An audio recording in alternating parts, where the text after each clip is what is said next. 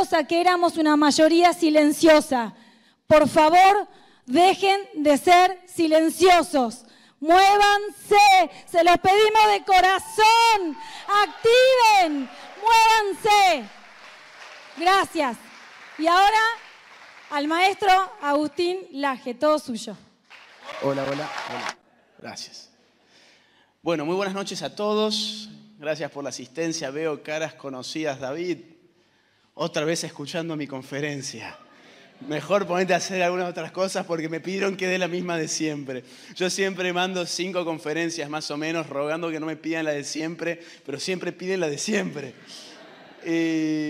No, hablando en serio, si tuviésemos 10 tipos como David en la política, este país sería otro. De la misma forma...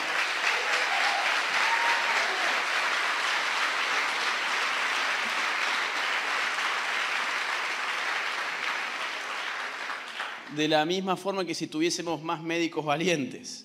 Acá el problema...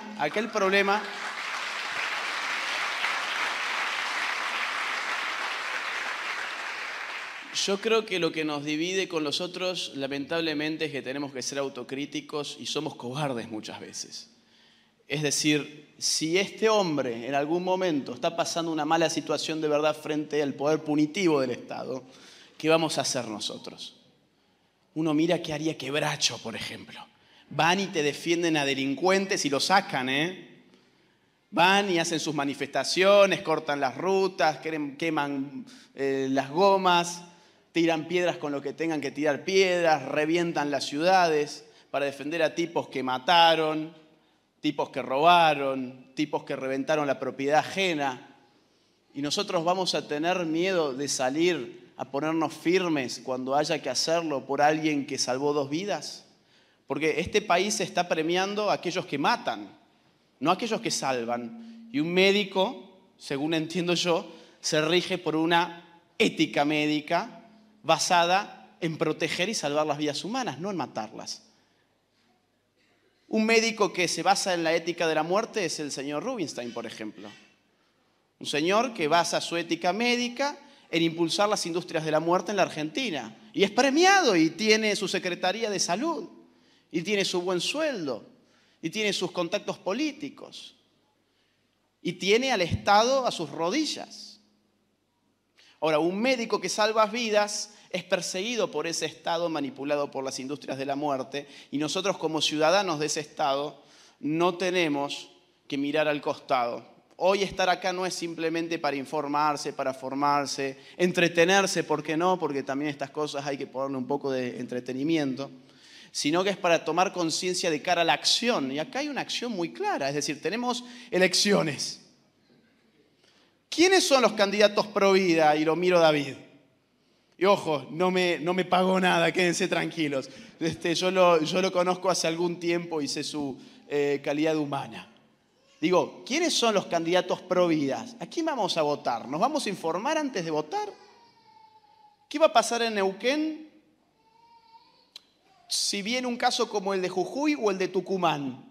¿Por qué no les exigimos a los políticos que se candidatean ahora que digan qué harían en ese caso? Digo, la calidad de la democracia está en función de la calidad de la información de la cual dispone el ciudadano que construye su voto. Si la calidad de la información que yo tengo para construir mi voto es mala, la democracia es mala, porque estoy votando a un vendedor de humo. Ahora, si el tipo, en vez de venderme humo, yo lo presiono y le digo, decime, ¿qué vas a hacer vos teniendo un ser humano por nacer con 6 meses de gestación si te pasa algo como en Jujuy o en Tucumán? ¿Qué vas a hacer? Depende de eso, yo voy a ver a quién voto. ¿No han visto esta chica que andaba siempre con pañuelo verde? No hace falta ni que la mencione para no darle marketing porque mide creo que 2 puntos acá. Que ahora ya no usa más pañuelo verde. Claro, es piantaboto usar pañuelo verde, no son tontos, Es decir, la teatralización de la mayoría es un efecto del medio de comunicación. Después, cuando se trata de buscar el voto real de la gente real, que es la gente que va a votar el día de las elecciones, y sacate el pañuelito verde porque la verdad es que vas a perder votos. Y nosotros tenemos que ver si usó o no usó el pañuelo verde, cómo votó, qué dijo sobre el aborto antes de votar, porque si no nos volvemos cómplices por nuestra pereza. Hecha esta introducción, digo, porque estamos en un ambiente donde han pasado muchas cosas y donde no quería dejar de hablar de estas cuestiones. Hoy encima un periodista de LM Neuquén me pide que adjetive a gente y me va pasando un listado. Y llega a tu caso y yo digo héroe y el tipo me miró con una cara de ¿qué me está diciendo este sujeto? ¿No? Querían constantemente que yo saliera en tu contra. Me pincharon por todas partes, lo buscaban. Esos son los medios de comunicación. Esos son. Son medios de desinformación, son el cáncer de Occidente. Este mundo, durante la Revolución Francesa, ya que se hablaba sobre la Revolución Francesa, un pensador célebre escribió una obrita donde decía, ¿qué pasaría si el primer y el segundo estado, es decir, el clero y la nobleza, desaparecieran de un momento a otro? Cuidado, no me vinculen con Videla, aviso, porque ya mañana veo los titulares. Estoy haciendo una analogía con un texto clásico de la ciencia política. Bueno, Francia seguiría igual que siempre, seguiría con la gente que trabaja, la gente que produce, los productores.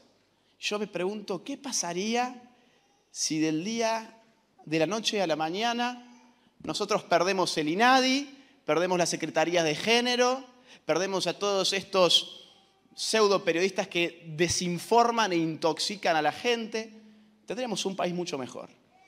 Tenemos un país mucho mejor. Hoy vamos a hablar vamos a ver cómo me da el tiempo. A mí me gusta hablar mucho y eso es un gran defecto. Si ustedes se aburren y ven que no llegamos, me hacen así y yo cierro, pues son muchos temas. Yo voy, a ver, antes que nada, ¿quiénes ya han estado en una conferencia mía? Yo estuve hace poco. Bien, 30%. Bien. Bueno, algunos conceptos ya los van a ver repetidos, pero insisto, me han pedido la conferencia típica. Si me ayudan con el PowerPoint, por favor. Vamos a hablar sobre dos temas importantes. Educación sexual integral, lo vamos a dejar al último, e ideología de género. Pero en ideología de género a mí me interesa que nosotros podamos entender qué es la ideología de género y para poder entenderla necesitamos conceptualizar. Nosotros tenemos nociones de la ideología de género. Sabemos, cuando nos dicen qué es la ideología de género, uno dice, bueno, lo que tiene que ver con el feminismo radical, correcto, lo que tiene que ver con el lobby LGBT, correcto, el aborto, correcto, etc.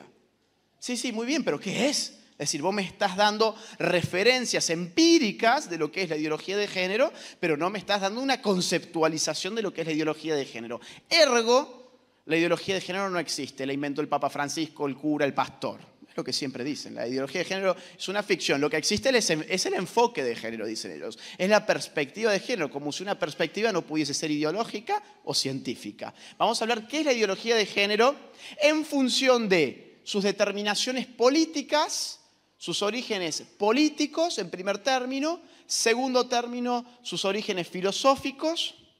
A través del feminismo contemporáneo vamos a encontrar el rastro que nos lleva a poder conceptualizar la ideología de género. Vamos a hablar sobre cómo la ideología de género empieza a amplificar el poder punitivo del Estado, cómo no se puede sostener sin estatismo y cómo en consecuencia termina mermando las libertades individuales de sus ciudadanos. Y al último vamos a hacer un repaso sobre la problemática de la educación sexual integral. Quiero hacer un paréntesis rápido. Hace un rato me veían, mientras Francisco estaba dando su conferencia, que cada 2 por 3 yo sacaba mi celular. Es porque estamos tuiteando todos y es muy importante que tengan Twitter y los que tienen Twitter manden ya cualquier cosa, una foto de ahora, lo que ustedes tengan ganas, pero con el hashtag LaGeonet, ¿cómo era? LaGeneto,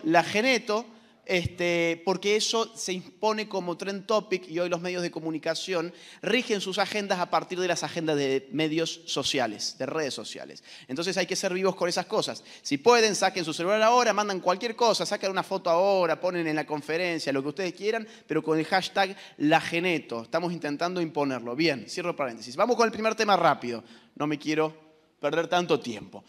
Nosotros tenemos, junto con Nicolás Márquez, la tesis de que la ideología de género es un subproducto ideológico de algo que nosotros llamamos nueva izquierda. Por eso a nuestro libro le pusimos el libro negro de la nueva izquierda y no el libro negro de la ideología de género, como mucha gente nos pregunta. ¿Y por qué no le pusiste así? Bueno, porque la tesis del libro es esa. La ideología de género no opera de forma autónoma, sino que ha sido pensada por una ideología madre, digamos, que es la de la nueva izquierda. ¿Qué es la nueva izquierda? Es un tema que llevaría toda una conferencia entera, pero lo voy a tratar de resumir lo más rápido que pueda, conforme a pensar en la vieja izquierda. La vieja izquierda era la izquierda iluminada al calor de la filosofía de Carlos Marx y su socio intelectual y financiero también, Federico Engels. Ellos sentaron una filosofía revolucionaria que, insisto, articuló los esfuerzos de las izquierdas viejas. ¿Cuáles son las izquierdas viejas? Vamos a la próxima. Por ejemplo, estas.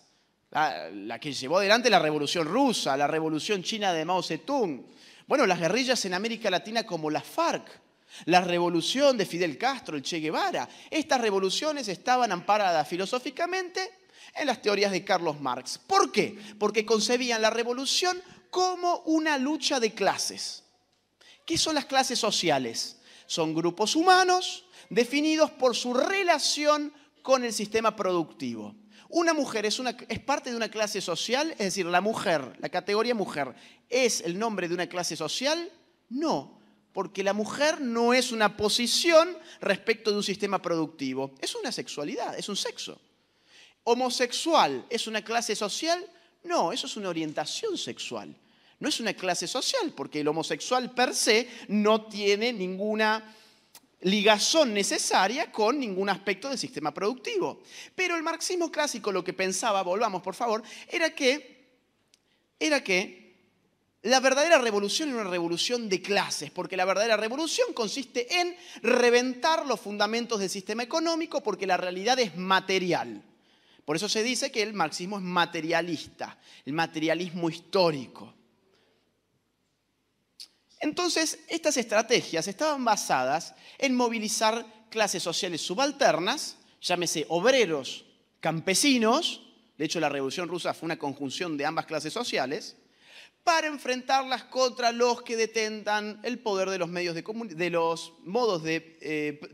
medios de producción, quiero decir, perdón. Y de esa forma se hace la revolución. Modificamos el sistema económico, modificamos la sociedad, porque el sistema económico está en la base de la sociedad. Si la sociedad, y ellos lo dicen así, tiene 2 pisos, y el primer piso es el de la economía, es el de la materia, el de lo que se puede tocar, y entonces ¿para qué vamos a ir contra este segundo piso? Que tiene cultura, ideología, religión, arte, filosofía, etcétera, derecho, moral. Todo lo que no se puede tocar, eso no tiene sentido. Nosotros como revolucionarios tenemos que modificar las estructuras reales, materiales de esta sociedad, que es el sistema productivo capitalista. Y para eso tenemos aquí a la clase obrera, que es la explotada por el sistema capitalista. Y además, dice Marx, hay una ley histórica, que es que conforme las contradicciones internas de ese sistema económico, la clase obrera va a vivir cada vez peor. Cuanto más avanza el capitalismo, la clase obrera vive cada vez peor y eso nos garantiza a nosotros poder afirmar de antemano que la revolución socialista es inevitable. ¿En dónde? En los países donde más avanza el capitalismo. Por eso Marx no se va a morir a Rusia, se va a morir a Londres. A tratar de ver ahí la revolución, justamente. ¿Cuál es el problema? Esa tesis no se cumplió, pasó exactamente lo contrario. Entre el año 1950 y el año 1973, la historia registra lo que en economía se llama la edad de oro del capitalismo. ¿Por qué? Porque los países de la OCDE, la OCDE, es decir, los países con más alto PBI del mundo, crecen sin parar durante 23 años de manera ininterrumpida, valga la redundancia, a un promedio de un 5% de su PBI anual. Es decir, que crecen a tasas chinas, lo que hoy llamamos tasas chinas. Durante 23 años. ¿Qué significa esto? Que la riqueza se multiplica, la riqueza se derrama y el obrero empieza a vivir cada vez mejor y no cada vez peor. El obrero empieza a preocuparse más por cambiar de automóvil que por cambiar al mundo. El obrero le decís, vamos a hacer la revolución el sábado. No, el sábado tengo un partido de fútbol y un asado con mis amigos, ¿no? Piensen en Estados Unidos de los 60. ¿Qué fue el hipismo sino una reacción a la imposibilidad de ver una revolución proletaria? Claro, esta fue la rebelión de los fumancheros, digamos, ¿no? ¿Hizo algo contra el sistema? No, ni cosquillas. Era la revolución de la nada. Y la izquierda está en un gran problema entonces. Piensa en década del 60, un punto de inflexión en el siglo XX. Tanto así que muchos historiadores, filósofos y sociólogos conciben la década del 60 como un punto de inflexión que pasa desde la modernidad a la posmodernidad, nuestra civilización. ¿Y qué pasa ahí? Dicen los teóricos de la nueva izquierda, ahí aparece una nueva izquierda frente a esta crisis. Dicen, oigan, seamos sinceros, en Estados Unidos, en Francia, en Inglaterra, en Canadá, no vamos a poder hacer la revolución del Che Guevara, por más comunistas que seamos. Acá no vamos a ver eso. Y acá estuvimos muy concentrados en las contradicciones de clases. Las clases subalternas ya no nos escuchan, no van a hacer nada. ¿Y qué pasa si nos olvidamos de este primer piso de la casa del cual nos habló Marx? Y vemos qué había acá arriba que desconsideramos tanto. ¿Qué encontramos ahí arriba? Cultura. Encontramos también sexos, por ejemplo. Y entonces si antes íbamos a las fábricas y le decíamos a los obreros, oigan, obreros, ustedes están siendo explotados por el patrón a través del sistema capitalista de producción, ahora que tenemos mujeres, vamos con las mujeres y les decimos, oigan, mujeres, ustedes están siendo oprimidas por el hombre a través del sistema patriarcal. Es exactamente la misma lógica dialéctica, modificándole las palabritas. Vamos con los homosexuales y les digamos, oigan, homosexuales, ustedes están siendo oprimidos por los heterosexuales a través de un régimen de heterosexualidad obligatoria o heteronormatividad. Y logramos hacer en el plano de la cultura aquello que no pudimos hacer en el plano de la economía. Hacemos una revolución invertida. Eso es la nueva izquierda. Desde la década del 50 empiezan a teorizar las cuestiones de género y no se puede encontrar hoy un solo teórico de género que no sea de izquierda. Es decir, no es un macartismo. Vayan y busquen. Si alguien tiene algún ejemplo, que me lo pase. Pero esto es un producto ideológico de la izquierda, por lo menos en el nivel ideológico. Después, ¿quiénes financian estas cosas? Bueno, eso ya estamos empezándolo a ver. Vamos a la próxima, por favor. Otra más. Hablé un poco sobre política. Ya sabemos que la ideología de género no nació en Argentina ni la creó Male Pichot, digamos, ¿no? Sabemos que esto tiene muchos años. Sabemos que no viene del tercer mundo, sino que viene del primer mundo. Pero seguimos con el interrogante abierto. ¿Qué es la ideología de género? Bueno, para entender qué es la ideología de género, a mí me gusta estudiar lo que se llama el feminismo de género. ¿Qué es el feminismo contemporáneo? Feminismos han habido muchos, no voy a hablar ahora de eso, está en el libro, primera ola, segunda ola, tercera ola, feminismo queer, etc.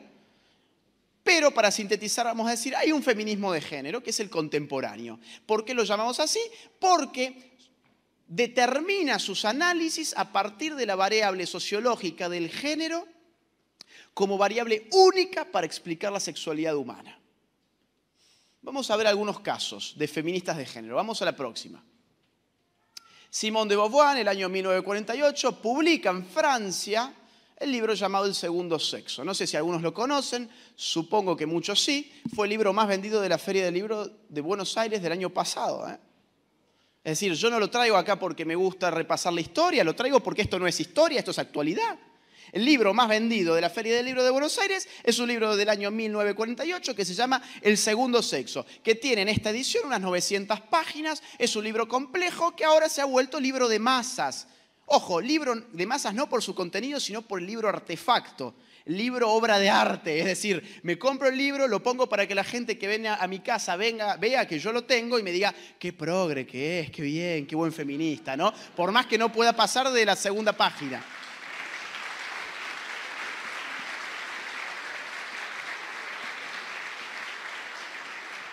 Sin ir más lejos, hablando de Thelma Fardín, hizo un papelón los otros días en Infobae queriendo hablar sobre el segundo sexo. Se notaba a kilómetros de distancia, para quienes sí lo leímos y estudiamos la obra, que no había pasado de la página número 10.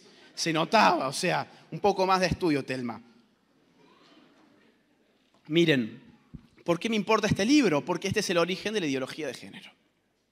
Del feminismo de género y por tanto de la ideología de género. Este libro trasciende por una frase, simplemente. Los libros trascienden por frases. La muerte de Dios de Nietzsche, por ejemplo, ¿no? La muerte del sujeto de Foucault. Bueno, ¿cuál es la frase de Simone de Beauvoir? No se nace mujer, llega uno a serlo. No sé si la escucharon. En Colombia, un candidato a la presidencia llamado Humberto de la Calle usó esta frase como eslogan de campaña. No se nace hombre, llega uno a serlo, dice él, porque hay que deconstruirse, sabiendo que uno fue hecho hombre, obligado a vivir con la masculinidad tóxica. Entonces, ¿por qué nos importa? Vuelvo a lo mismo. Bueno, porque estas 8 palabras dicen mucho. ¿Qué dicen? Dicen que la mujer no nace, sino que se hace. Por ende, la mujer no tiene ninguna esencia como mujer. Porque si no nace siendo mujer y llega a hacerse mujer, la pregunta es, ¿cómo llega a hacerse mujer aquello que no era una mujer? Suena raro, o sea, pero esa es la lógica que subyace a todo esto. Y si la teoría feminista nos habla de el segundo sexo, significa que hay un orden jerárquico que tiene un primer sexo por arriba. ¿Quién es el primer sexo? A ver si me siguen. ¿Quién es el primer sexo si la mujer es el segundo? El hombre, evidentemente. Entonces, el hombre es el artífice de un sistema social opresivo que hace de esa cosa que no es una mujer por nacimiento, una mujer artificial por cultura. Eso es no se nace mujer, llega una a serlo. Tus propiedades femeninas no tienen que ver con ningún elemento natural de tu feminidad, sino que es el capricho de un sistema patriarcal que te quiere mujer para tenerte subordinada a los caprichos del hombre. Esta es la teoría, este es el origen de la ideología de género. Pero esto se va a ir radicalizando, vamos a la próxima. Vamos a ir de atrás hacia adelante y esto puede ser un poco pesado, disculpen, pero la teoría es muy importante porque las ideas tienen consecuencias. Y esta gente viene pensando y lanzando sus ideas, como verán, desde la mitad del siglo pasado por lo menos. Kate Millett de los Estados Unidos, década del 70, publica Política Sexual, una de las grandes feministas radicales del siglo XX. Y ella también tiene su frase célebre, lo personal es político, dice Kate Millett. ¿Y a mí qué me importa? O sea, ¿por qué podría a mí movilizarme un libro que puso de moda lo personal es político y que hoy se repite en todas las facultades de Ciencias Sociales y Humanidades que lo personal es político? Muy sencillo, porque el mundo moderno se caracteriza por estar regido políticamente de manera monopólica por una organización que se llama el Estado moderno. ¿Qué es el Estado moderno? Es la organización que monopoliza el uso de la fuerza dentro de un territorio. Entonces, si yo digo que lo personal es político y el Estado es el encargado natural de la política, yo le estoy diciendo a ese Estado, mi persona es tuya. Lo personal es político, es decir, aquellos que se encargan de la política, que son ¿quiénes? Los políticos. Oiga, político, venga y hágase cargo de mi personalidad, porque lo personal es político y lo político es suyo. Esta es la raíz del totalitarismo moderno teorizada por el feminismo radical. Ya vamos a verlo esto en ejemplos, porque si no puede quedar abstracto, pero insisto, marco la teoría y después vamos a la práctica. Vamos a la próxima, mientras tanto. Monique Wittig, década del 80, tiene una serie de ensayos. 2 tesis me importa compartirles hoy a ustedes. Número 1, ella habla del régimen de heterosexualidad obligatoria o la heteronormatividad, la heteronorma, la norma del heterosexual. Esto, digo, es importante porque es parte de lo que se está enseñando en muchos lugares en educación sexual integral. Es decir, a los chicos les dicen, ¿saben qué? El régimen de heterosexualidad obligatoria les obliga a ustedes a hacer ¿qué cosa? Heterosexuales. Y díganme ustedes a qué chico, a qué joven y sobre todo a qué adolescente le gusta que lo obliguen a algo. Entonces vos no sos heterosexual porque vos me digas que sos heterosexual, sino porque te obligaron a ser heterosexual. Y eso viene de la década del 80 de Monique Wittig. Una curiosidad, porque ella como lesbiana no fue nunca molestada en Francia. Nadie la obligó a ser heterosexual. Y doblemente curioso, porque no es cierto que haya algo obligatorio en la medida en que su alternativa no esté prohibida. No hay nada obligatorio en la medida en que su alternativa no esté prohibida. ¿Es obligatorio tener un saco de color gris con cuadros? No. ¿Por qué? Porque puedo usar uno blanco, puede ser uno azul o rosa, si fuese medio LGBT, ¿no? Pero no. A ver, no hay nada que sea obligatorio si su alternativa no están prohibidas. Y la homosexualidad no está prohibida, afortunadamente. Afortunadamente el Estado no prohíbe la homosexualidad. Luego, que a los chicos en educación sexual integral les digan que hay un régimen de heterosexualidad obligatoria es un adoctrinamiento falaz. Segundo punto. Ella radicaliza más a Simone de Beauvoir y dice, ¿saben qué? No es que no se nace mujer, llega a nacerlo, la verdad es que la mujer no existe. ¿Cómo? ¿Cómo que no existe? No, dice, porque existe la lesbiana. La lesbiana es el sujeto político de su teoría. Y la lesbiana no es una mujer. La lesbiana es un sujeto político que viene a confirmar que hemos sido adoctrinados cada vez que se nos dijo que sexos había dos, porque ahora tenemos a la lesbiana. Es decir, si vos creíste que había hombre y mujer, vas mal, porque ahora está la lesbiana. Ahora, esto es una estupidez, evidentemente. ¿Por qué? Porque la lesbiana no es menos mujer que una mujer heterosexual. Una lesbiana simplemente se caracteriza por tener una orientación sexual hacia otras mujeres, punto final.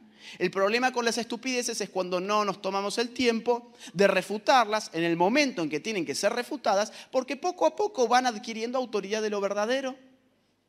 Y ustedes pueden decir, bueno, pero ¿cuán verdadero es esto? Es decir, todos acá sabemos que la mujer existe y toda la gente que yo conozco sabe que la mujer existe. Sí, pero hay poderes que ya han determinado que esta tesis era cierta con sus políticas públicas. Organismos internacionales como la ONU y los Estados-nación en los cuales nosotros vivimos ya han entendido que es cierto que la mujer no existe. Les voy a probar con algunos ejemplos claros. Vamos a la próxima, por favor. Irán Rotel es un travesti del Paraguay invitado a ONU Mujeres. Es decir, va a ONU Mujeres a representar a las mujeres de su país un tipo que se maquilló la cara y se dejó el pelo largo, digamos. Y... Está bien.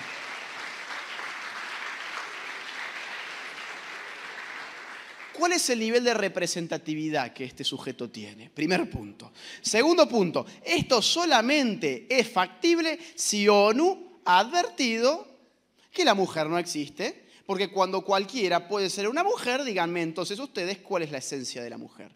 ¿Qué significa ser mujer si yo, por ejemplo, puedo ser una mujer? Cuando cualquiera puede ser algo, ese algo pasa a ser nada.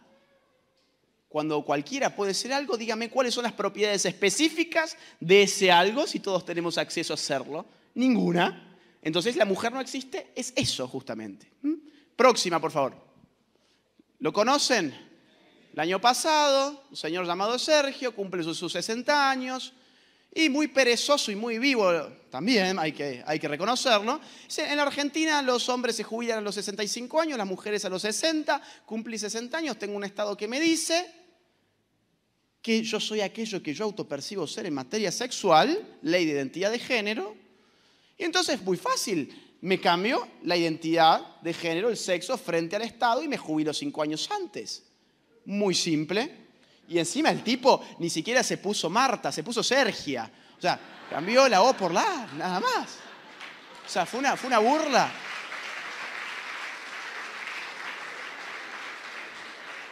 Una burla. Ahora, a mí lo que me interesa de esta placa es Diario Clarín, la bajada de línea, ¿no? No estamos, dice que el ANSES, lo que responde a la consulta del periódico es no estamos acá para juzgar.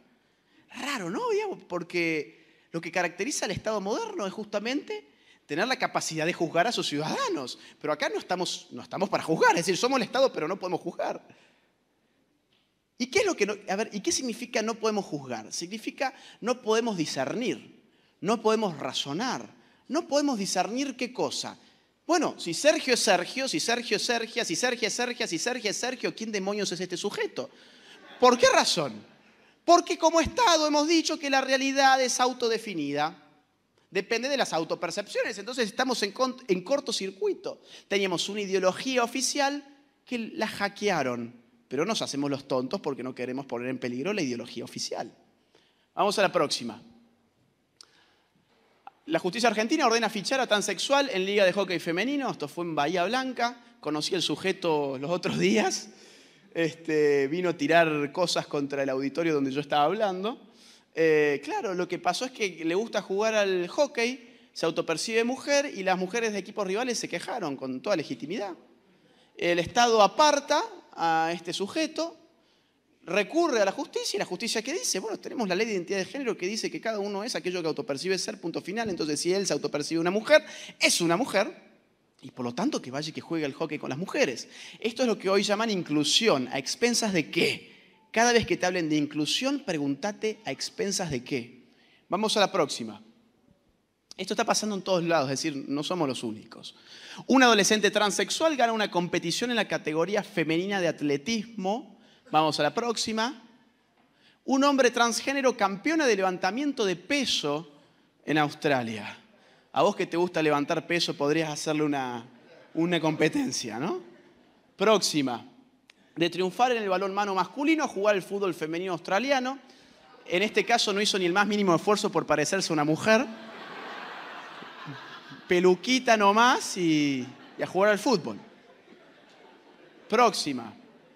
Bueno, conocen el caso, Ángela Ponce. La Miss España transgénero con mujeres tan hermosas que hay en España.